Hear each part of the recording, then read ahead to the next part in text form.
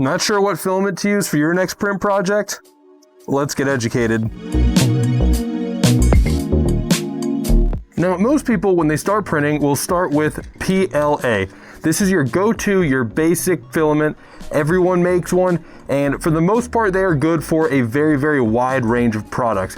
It's easy to print, it's cheap to buy, and you can find it in tons of colors, tons of different, mixes with shimmers and wood flecks and all this other stuff. So PLA is what we'll call your old reliable. Now, once you're ready to level up your game, PETG is what comes next. This is a little more durable. It's good for outdoor applications.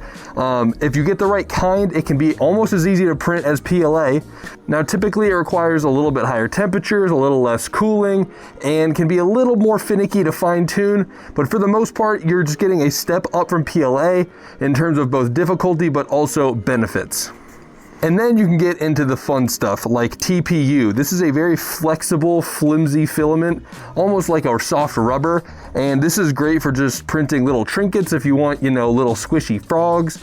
Or it actually does have practical applications if you need something that has a little bit of give to it, a little bit of flex. TPU is great for that. It's a bit harder to print and you typically have to print it much slower.